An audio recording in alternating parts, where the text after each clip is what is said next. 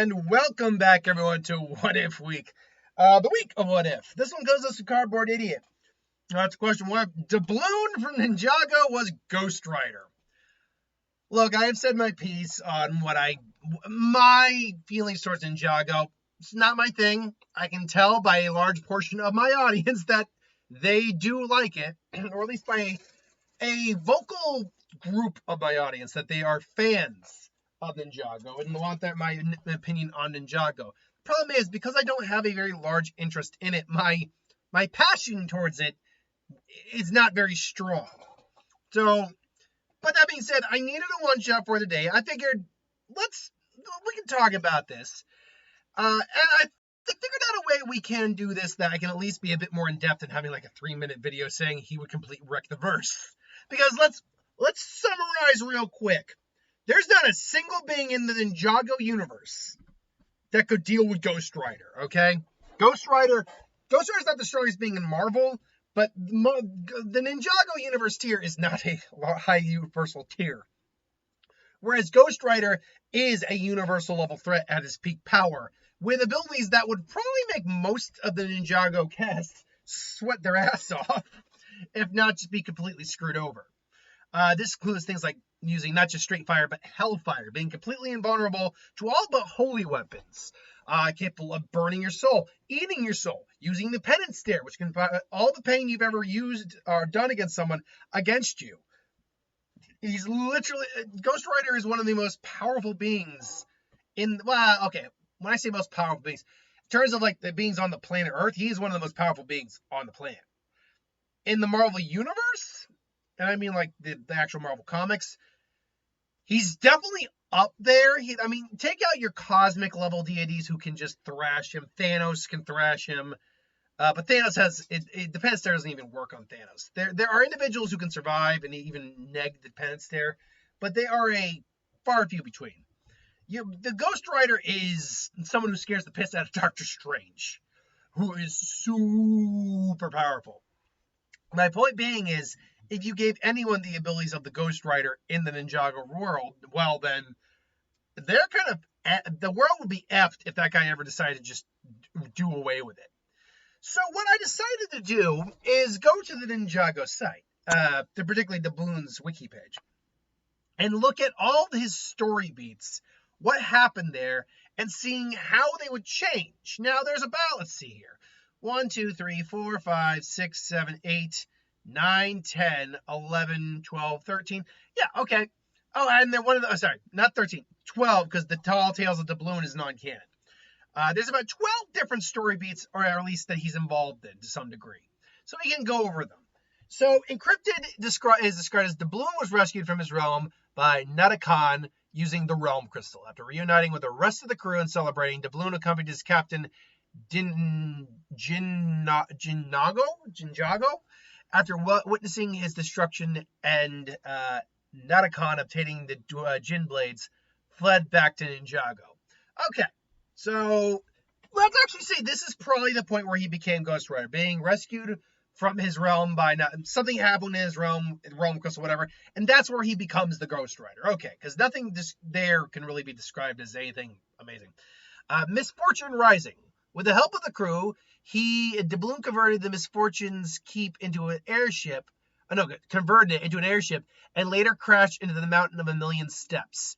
He proceeded to later reunite with the rest of Nadakan's Maroon crew before attacking New Ninjago City. After engaging Lloyd and Cole in combat and utilizing Sprinjutsu against them, he was evaded by the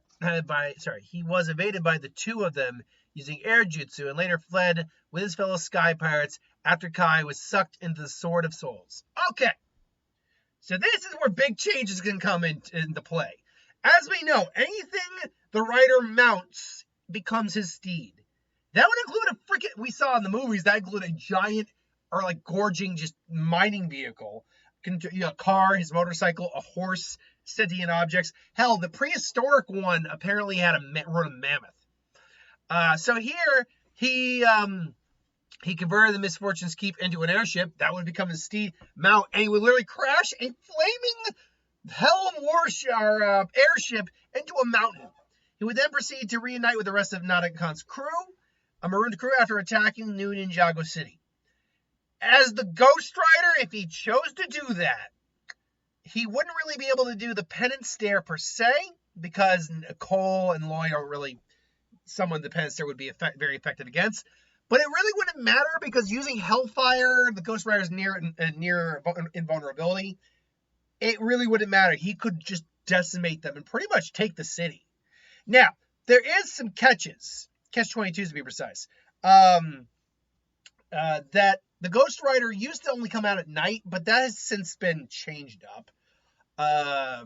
So we're going to look at like the more modern day interpretation of Ghostrider. And yeah, he would just take the city. Or at the very least, he would nearly kill the individuals he's fighting. Yeah, that would change up a lot, because next on, Doubloon was present when Nadakon revealed the construction of the newly created Ninjago. That doesn't really matter at all here. My daring win Nadakon, after being instructed by Flintlock on the strengths and weaknesses of the raid Zeppelin, Doubloon attempted to capture a fleeing Jay. He eventually engaged Jay's second matchup, Scrap and Tap, and won. But later, before later being present after their Sky Pirates tricked Jay into thinking they were on his side. Nothing really seems to change there. This is assuming, of course, he doesn't have control of the city to begin with. But let's say he just decided not to take control of the city. He nearly kills those two and then walks away. Doubloon participated in the fight with the ninja and fell off the Misfortune's keep as a result of Cole's wish, but landed safely in the clouds thanks to Naya's wish. He proceeded to leave on one of the raid Zeppelins after the fight ended. It says he participated in the fight, so he probably would have been able to win, no problem.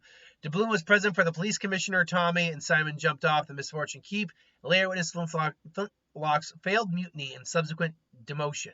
He later patrolled Jamakai village aboard Sky Shark while looking for Naya, but failed to fight her. Enraging Nadakon, Doubloon later participated in the battle in the lighthouse, engaging Naya, Jay, and Nia on the roof before being assisted by Dogshank. In his pursuit, he was defeated by Echo Zane. Again, Ghostrider, there's really just no Ninjago character in this world that would be able to beat him at this point. So again, nothing seems to really be affecting the overall story here. Now, Doubloon participated in Nadakon and Nia's wedding and watched in horror as Clancy was banished by Nadakon after Nadakon confirmed Clancy's accusations that he was only in for himself. Doubloon was banished to another realm alongside Monkey Wrench. Now, I don't see the Ghostrider, as far as I know, isn't really capable of opening portals. I don't think, but I could be wrong on that. That could be a power set that showed up later, because he is the spirit of vengeance. He theoretically should be able to traverse between the realms.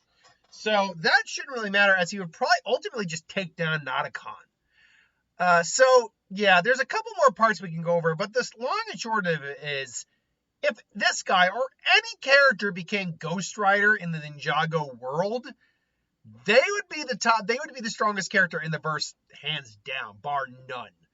Like raw power, magical theoretically magical abilities, supernatural abilities. He can kill ghosts. Ghostrider can literally eat souls. So the ghosts of Ninjago are not safe. No one's safe with the Ghostrider. And this is assuming, of course, Doubloon wants to go down this route. If he wants to be more of a good individual, he can go that route too. But, yeah.